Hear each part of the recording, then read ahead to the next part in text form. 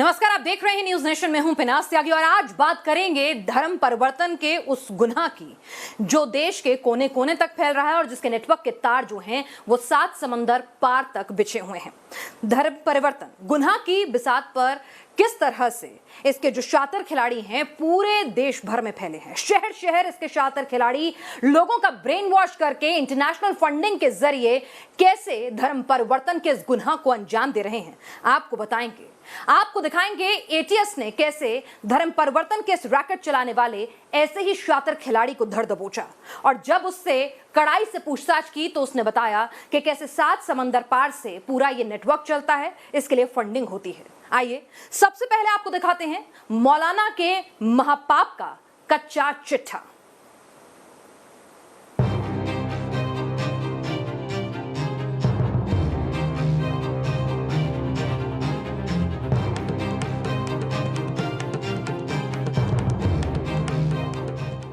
अलीगढ़ मुस्लिम university एतराज नहीं है कि तालीम के नाम पर यह यूनिवर्सिटी अव्वल है।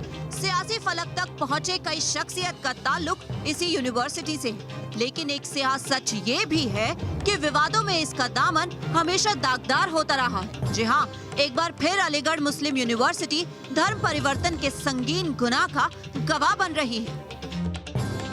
एटीएस की गिरफ्त में आए उमर गौतम के कबूलनामे ने उस सच का खुलासा किया, जिसके बाद उत्तर प्रदेश एटीएस की टीम लखनऊ से अलीगढ़ पहुंच गई। कैंपस में एटीएस की टीम के कदमताल ने एक बार फिर प्रशासन से लेकर वहां तालीम हासिल करने आए छात्रों तक के जहन में सवाल खड़े कर दिए, क्योंकि एटीएस को तलाश थी उस शख्स की जिसे धर्मांतरण के गुनाह में शामिल शातिर खिलाड़ियों ने शिकार बनाया था। जांच के नाम पर कुछ पन्ने पलटे गए, अतीत को खंगाला गया, फिर जो हकीकत सामने आई वो बेहद हैरान करने वाली थी। मालूम हुआ कि उमर गौतम ने यूनिवर्सिटी के उस शख्स का धर्म परिवर्तन किया था जो लैंड एंड गार्डन डिपार्टमेंट में बतौर माली तैनात था। उत्तर प्रदेश के बुलंदशहर का रहने वाला वो शख्स जून 2017 से यूनिवर्सिटी में बतौर माली का काम कर रहा था। हैरानी की बात तो ये है कि यहाँ भी निशाना मूक बधिर माली को बनाया गया, जिसका खुलासा उसकी मां ने किया है। एटीएस की टीम ने माली की मां से तमाम दस्तावेज हासिल किए हैं जो उमर गौतम के कुकर्मों की कुंडली खोलने में कारगर साबित हो सकते हैं। इतना ही नहीं, जांच के दौरान सिर्फ माली ही नहीं, कुछ और भी हैं जिन्हें उमर ने अपने खौफनाक खेल में मोहरा बनाया है। सवाल ये भी उठ रहा है कि अलीगढ़ मुस्लिम विश्वविद्यालय के भाई बहन के धर्म परिवर्तन के तार कहीं उमर गौतम के संगठन से तो नहीं जुड़े हैं। भाई बहन के पिता की मौत के बाद कुछ लोगों ने आर्थिक मदद की थी। आखिर वो कौन थे? युवक की हालत ठीक नहीं थी, लेकिन उसके संगीत के शौक को पूरा करने के लिए उसे विदेश किसने भेजा? उसके पिता प्राइवेट नौकरी करते थे, घर के हालात ठीक नहीं थे, पूरा परिवार किराए के मकान में रहता था, लेकिन पिता की मौत के बाद अचानक मल्टी स्टोरी अपार्टमेंट में घर खरीद लिया। आखिर किसकी मेहरबानी थी? आखिर गैर समुदाय के वो लोग कौन थे जो उसके घर आते थे? इसका खुलासा नहीं हो पाया है। भाई के बार बार विदेश जाने के पीछे क्या मकसद था? आखिर उन दिनों भाई बहन के घर वाले सामने क्यों नहीं आ रहे? माँ दोनों के धर्म परिवर्तन की बात कबूल तो कर रही है, लेकिन खुलकर कुछ भी बोलने को तैयार नहीं है। क्या उस पर धर्मांतरण के शातिर खिलाड़ियों का कोई दबाव है? ये वो सवाल है जिसकी रोशनी में शक की गुंजाइश बन रही है। क्या उन दोनों के धर्म परिवर्तन के पीछे भी कहीं उमर गौतम ही तो शामिल नहीं?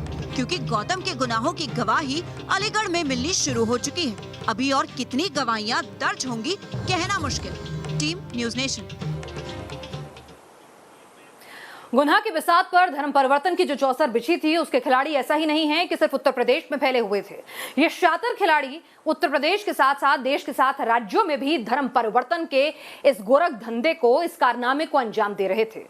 किस तरह से उमर गौतम और जहांगीर मिलकर इस पूरे नेक्सस को अंजाम दिया करते थे और इनके जो तार अब जुड़ने शुरू हुए हैं इनकी फंडिंग के, तो पता चला है कि कैसे इस्लामिक देश जो थे इन्हें बाकायदा फंडिंग और हर तरह का सपोर्ट मुहैया करा रहे थे हिंदुस्तान में इस काले कारनामे को, इस धर्म परिवर्तन के गुनाह को अंजाम देने के लिए।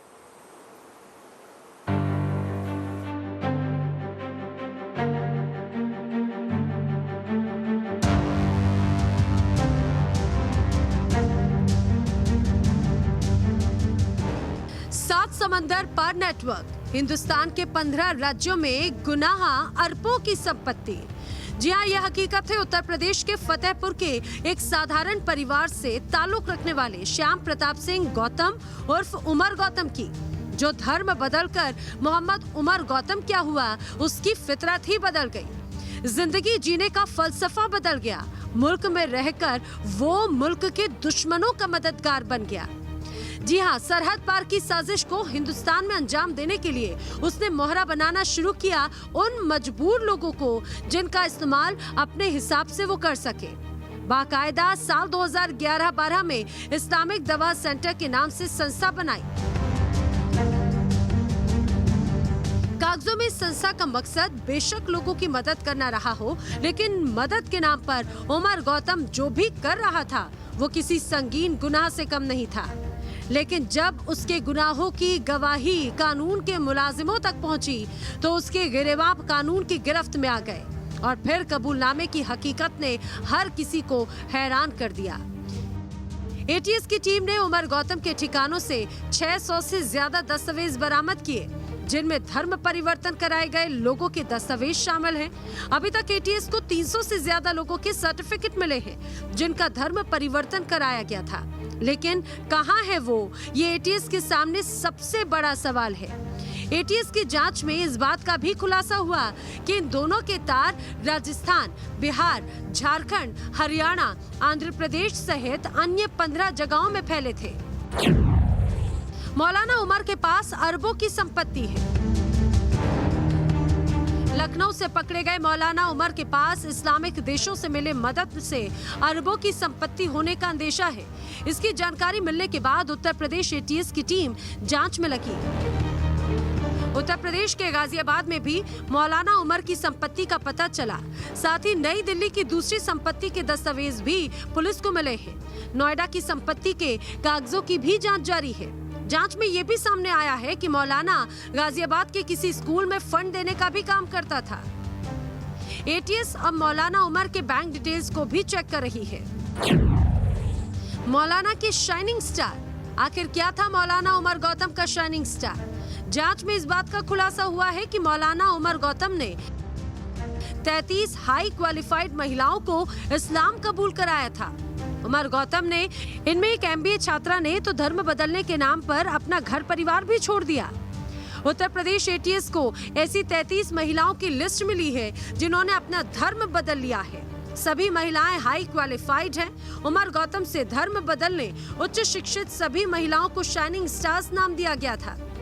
कानपुर के घाटमपुर की रहने वाली रिचा अपना घर छोड़कर नोएडा शिफ्ट हुई। प्रयागराज के एक मुस्लिम प्रोफेसर ने रिचा का इस तरह से ब्रेन वॉश किया कि वो इस्लाम कबूल करके माहिन अली बन गई। मौलाना उमर गौतम धर्मांतरण के पहले दावत देता था। मौलाना ने कबूल किया कि दावत से इस्लाम का मतलब ये है धर्मांतरण के लिए पहले गेट टुगेदर के जरिए मिलना और फिर इस्लाम से होने वाले लाभ को लेकर लोगों का मन जीतना था। उमर गौतम ने बताया कि दावत का ये भी मतलब है कि लोगों का दिल जीत लो। वो कहता था ईश्वर एक ही है और वो भी खुदा ही है। धर्मांतरण के लिए सबसे पहले गीता पढ़ाई जाती है, फिर कुरान पढ़ाते हैं, फिर दोनों का अंतर बताया जाता है और इसके बाद साजिशन धर्म ग्रंथ गीता में कमियां बताई जाती हैं और फिर मुस्लिम ग्रंथ हदीस पढ़ाने के बाद पूरी तरह से ब्रेन वॉश किया जाता है। लेकिन मौलाना उमर का खेल अब खत्म हो चुका है। अब तो गुनाह कबूल करने की बारी है। Team news nation. मौलाना उमर गौतम किस तरह के हथकंडे अपनाता था, वो उस गुनाह को अंजाम दे रहा था जिसे देशद्रोह भी कहा जा सकता है, क्योंकि वो देश में रहकर न सिर्फ धर्म परिवर्तन का गुनाह कर रहा था बल्कि देश के दुश्मनों के इशारे पर वो पूरा कामकाज करता था और वो धर्म परिवर्तन करवाने के लिए मूक बधिर बच्चों को भी नहीं बख्शता था और ऐसी तिकड़म अपनाता था कि आप भी सुनकर हैरान रह जाएंगे। आइए आपको बताते हैं धर्म परिवर्तन करवाने के लिए उसकी क्या कुछ तिक्रमें होती थीं और कैसे वो इसे अंजाम देता था, क्या था उसका मॉडस ऑपरेंडी। जो मामला उठा है उमर वाला, क्या कभी आपने देखा कि विद्यालय का आना जाना इसका? जी सर, ये बहुत सारे मौलाना आए थे सन 2020 में फरवरी के में। जी जी। ठंडी सुना आपने, ये टीचर साफ साफ बता रही है कि मौलाना उमर गौतम और उसका गैंग अक्सर स्कूल में आया करता था और अपने नापाक मंसूबों को अंजाम देता था। मामला यूपी के फतेहपुर का है, उसी जिले का जहां के पतुआ गांव का मौलाना उमर गौतम रहने वाला है, इसीलिए उसका फतेहपुर आना जाना लगा रहता था। यहाँ के एक नामचीन स्कूल नरुल हुदा में वो अक्सर आता था और स्कूल में हिंदू बच्चों को नमाज और उर्दू अरबी पढ़ाने की कोशिश की जाती थी। टीचर के मुताबिक अगर विरोध किया जाता था तो धमकी दी जाती थी। तो सर मैंने थोड़ा कंजेक्शन किया था कि ये जो LKG UKG में टीचर है, मदर टीचर अना मैम, ये वहाँ पे बराबर मतलब बच्चों को नमाज सिखाती थी। तो मैंने थोड़ा कंजेक्शन किया था कि अगर आपको पढ़ाना है तो मुस्लिम बच्चों को पढ़ाइएगा, हमारे हिंदू बच्चों को अलग कर दीजिए क्लास में। तो इनको बहुत बुरा लगा, फिर इस वजह से इन्होंने बहुत ज़्यादा मेरी बेइज्जती की। इन्होंने क्या बोला, मौलाना सर ने सीधे बोले कि तुम्हारे कहने से क्या मैं बिल्डिंग दूसरी बनवाऊँ, दूसरी जगह शिफ्ट करूँ। 19-20 साल से मेरा स्कूल चला, आज तक किसी ने इतना बड़ा मुद्दा नहीं रखा जो तुम आज ये बात कह रही हो। इतना इशू कर दी हो एक दिन, मतलब नमाज अरबी उर्दू, जब देखो यही चिल्ला तुम ही एक, मतलब तुम आकर मेरा स्कूल जो है हिंदू मुस्लिम करके सब बिगाड़ रहे हो पूरा। तो सर वहाँ जो है तालीम देते हैं, कहते हैं हम अपने बच्चों को दे रहे हैं, लेकिन हमारे बच्चे भी वहाँ बराबर करते हैं। महिला टीचर के मुताबिक साल 2020 में 20 से 25 मौलानाओं के साथ मौलाना उमर गौतम स्कूल में आया था और उस पर धर्म बदलने का दबाव बनाया गया। सर ये सन 2020 में फरवरी में सर आए थे कुछ मौलाना यहाँ पे, 20 से 25 मौलाना थे सर। ये बम्बई के थे, कुछ दिल्ली के थे। तो उन्होंने हमको सुबह कॉल किया कि यहाँ पे कुछ गेस्ट आ रहे हैं, आप लोग आइएगा। तो सर हम लोग गए। जब हम लोग गए तो वहाँ बहुत सारे मौलाना आए थे। सर उनको देख के हमको थोड़ा सा डर लगा, तो हम लोग ऊपर चले गए। फिर वहाँ से हम लोग को ऊपर से बुला लिया गया। फिर हम लोग नीचे बैठे तो उन्होंने कहा कि बैठ जाइए, तो हम बैठ गए सर। फिर उसके बाद हमको मोटिवेट करने लगे थोड़ा सा बातों में अपने। मौलाना की इस करतूत का जब महिला टीचर ने विरोध किया तो उसे स्कूल से निकाल दिया गया और धमकियां दी जाने लगी, जिससे परेशान होकर टीचर ने स्कूल के प्रबंधक और उसके बेटे के खिलाफ मामला दर्ज करवाया। सिर्फ फतेहपुर ही नहीं, यूपी के कई स्कूलों के मासूम मौलाना उमर के निशाने पर थे। कानपुर से लेकर फतेहपुर और अलीगढ़ तक उसने अपना जाल फैला रखा था। फिलहाल उमर गौतम और उसके गैंग का कच्चा चिट्ठा खंगालने के लिए ATS ने 4 टीमें बनाई हैं, जो देश के अलग अलग राज्यों में फैले उनके नेटवर्क और विदेशी फंडिंग की जांच कर रही है। साथ ही ये भी पता लगाने की कोशिश की जा रही है कि कहीं पाकिस्तान खुफिया एजेंसी ISI के इशारे पर तो वो धर्मांतरण की साजिश नहीं रच रहे। Team news nation. तो मौलाना उमर विदेशों से मिलने वाली, खासतौर से इस्लामिक मुल्कों से मिलने वाली फंडिंग को किस तरह से इस्तेमाल करता था, उसने किन किन शहरों में अपने सेंटर खोले थे, इन तमाम चीजों को खंगालने की कोशिश अभी जारी है। उसके जुर्म की हर दास्तां को पुलिस उससे उगलवाने में लगी हुई है और तमाम चीजें अब कानूनी दस्तावेजों में दर्ज हो रही हैं।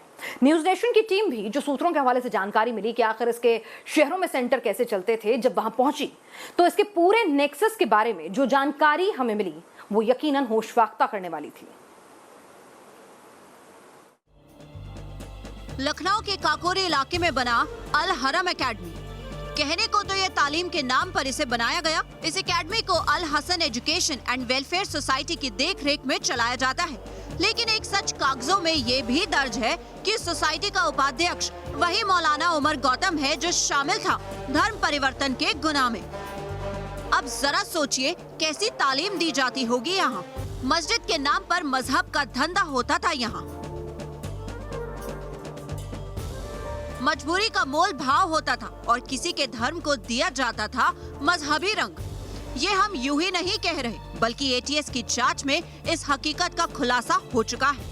अब जरा देखिए, करोड़ों की जमीन पर बने इस एकेडमी के दरो दीवार को सुरक्षा के चाक चौबंद इंतजाम, CCTV की निगरानी में यहाँ के मुलाजिम और एकेडमी के आहत में ये मॉडर्न मस्जिद। सवाल लाजमी है कि करोड़ों की इस संपत्ति को बनाने वाले लोगों की सूची में कौन कौन शामिल है। न्यूज़ नेशन के कैमरे के सामने मुलाजिमों की खामोशी इस बात की गवाही दे रही है कि गुनाह को खामोशी की चादर से ढकने की कोशिश हो रही है, लेकिन ये कोशिश नाकाम है, क्योंकि इस एकेडमी की सरपरस्तों की सूची में शामिल मौलाना उमर गौतम ने अपने गुनाह की गवाही दे दी है। उमर की गवाही से ये बात भी सामने आई है कि उसके इस्लामिक दवा सेंटर को ISI के अलावा खाड़ी देशों और दूसरे अन्य देशों के कट्टरपंथी मुस्लिम संगठन भी माली मदद पहुंचाते हैं। और करोड़ों रुपए खर्च करके यहाँ पर जो इमारतें बनाई गई हैं उनका काम अभी भी चल रहा था। लॉकडाउन की वजह से काम रुक गया है और ये सब कुछ, ये सारा निर्माण कार्य, सारी जमीनों की खरीद फरोख्त पिछले 4 से 5 सालों के दौरान हुई। अभी आप अंदर, वीडियो जर्नलिस्ट दीपक राणा से कहूँगा कि अंदर दिखाएं कि निर्माण कार्य जो है, अधूरा निर्माण कार्य आपको दिखेगा। लॉकडाउन ना होता तो ये निर्माण कार्य पूरी गति से चल रहा होता। और यहाँ पर सीसीटीवी कैमरे भी लगाए गए हैं। देखिए ये इमारत बनी हुई है मस्जिद का, ये मस्जिद की इमारत है, इसमें सीसीटीवी कैमरे भी लगाए गए और बहुत शानदार तरीके से, बहुत पॉश तरीके से बनाई गई। करोड़ों रुपए खर्चे किए गए। उन्हीं मददगारों की बदौलत मौलाना उमर गौतम सरीखे शातिर लोगों ने धर्मांतरम की फैक्ट्री खड़ी कर ली। एटीएस ने काफ़ी कुछ परतें खोलना शुरू कर दिया है। हवाला का भी जो है एक इंडिकेशन मिला है, उसको भी देखना पड़ रहा है। कुछ बैंक अकाउंट्स ऐसे हैं, एक विदेशी बैंक का बैंक अकाउंट भी है जिससे पैसा आया है, तो उसको भी देखा जा रहा है कि कैसे पैसा आया, क्यों आया है, किन लोगों ने पैसा विदेशों से दिया है। तो ये एक मनी एंगल जो है वो अपनी जगह है। दूसरा, धर्मांतरण का काफ़ी कुछ रिकॉर्ड मिला है और धर्मांतरण में लोभ लालच से जो है धर्मांतरण तो नहीं हुआ है। ऐसे मूक बधिर लोगों से कैसे संपर्क किया गया है ये भी देखा जा रहा है। इतना ही नहीं, आईडीसी के अलावा दूसरे संगठन से भी उमर गौतम के रिश्ते हैं। लखनऊ के Al Hussain education and welfare foundation का उपाध्यक्ष कोअल हसन संगठन से फंड मिलता है। साथ ही उमर के इस्लामिक दवा सेंटर को कई और संस्था से मदद पहुंचाए जाने की बात सामने आई। मसलन 5 FCRA रजिस्टर्ड एनजीओ से आईडीसी की फंडिंग, रजिस्टर्ड एनजीओ के जरिए आईडीसी को फंड सूत्र, आईडीसी के साथ दूसरे संगठनों में उमर के संबंध।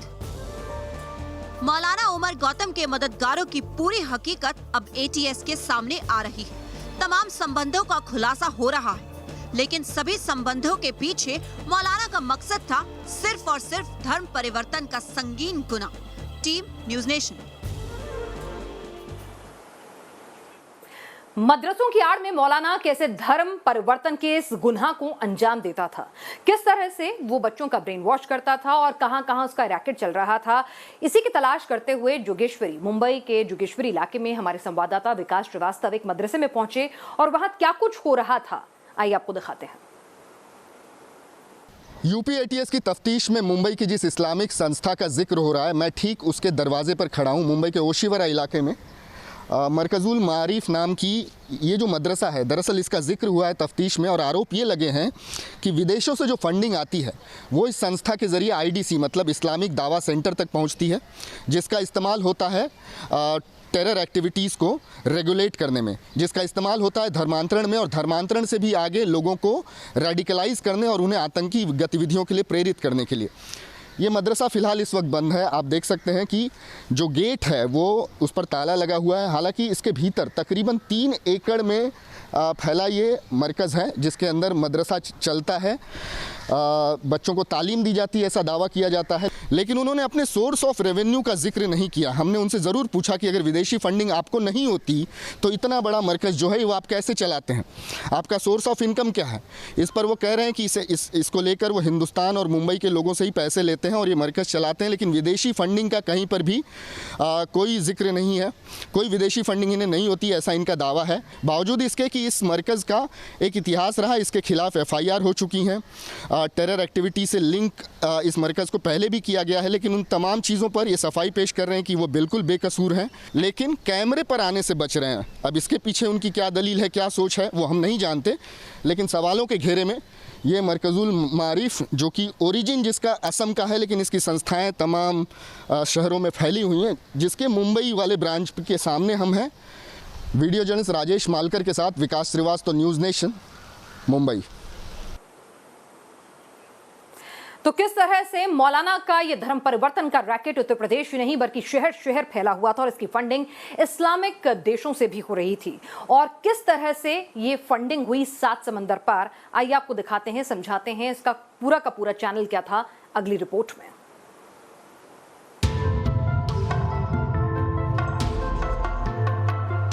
आदित्य को बना दिया अब्दुल कादिर। शायद गुनाह के चौसर के शातिर खिलाड़ी अनजान थे कि उनके वही मोहरे एक दिन उनके गुनाह की गवाही देंगे। जी हाँ, कानपुर के काकादेव के आदित्य ने बताया है कि देश भर में हो रहे धर्मांतरम के पीछे इस्लामिक दावा सेंटर के साथ इंडोनेशिया के प्रतिबंधित संगठन इस्लामिक डिफेंडर्स फ्रंट का भी हाथ है। इसे FBI यानी फ्रंट पेम्बेला इस्लाम के नाम से भी जाना जाता है, जिसका नेटवर्क केरल समेत पूरे दक्षिण भारत में है। ATS के अधिकारियों के सामने आदित्य ने इशारों में बताया कि केरल में उसकी नौकरी लगवाने से लेकर रहने का इंतजाम तक इसी संगठन के लोगों ने कराया था। ये लोग एक साथ नमाज पढ़ते हैं और सभाएं कर इस्लाम के प्रति मोटिवेट करते हैं। पूछताछ के दौरान सांकेतिक भाषा में बताया कि जब वह केरल पहुंचा तो वहां पर IDF से संबंधित लोग मिले थे। ATS की टीम के सामने आदित्य ने इस बात का भी खुलासा किया है कि केरल निवासी साबिर और शाहिद से वीडियो कॉल के जरिए उसकी बातचीत होती थी। यही दोनों उसको टेलीग्राम पर वीडियो भेजकर उसका माइंड वॉश करते थे। ऐसे में सवाल है कि क्या ये दोनों इंडोनेशिया के प्रतिबंधित संगठन या PFI से संबंधित हैं? आदित्य के खुलासे के बाद ATS अब हर पहलू की जांच में जुट गई है। Team news nation. तो धर्म के प्रचार प्रसार के नाम पर जबरन धर्म परिवर्तन कराने के इस रैकेट का खुलासा हुआ है, जिसके तार 7 समंदर पार जुड़े हुए हैं। लेकिन सवाल यही है कि आखिर आप एक धर्म को कैसे श्रेष्ठ साबित कर सकते हैं, जबरन बहला फुसलाकर या लालच देकर किसी का धर्म परिवर्तन करवाने जैसा गुनाह करके। हमारी इस खास पेशकश में फिलहाल के लिए इतना ही।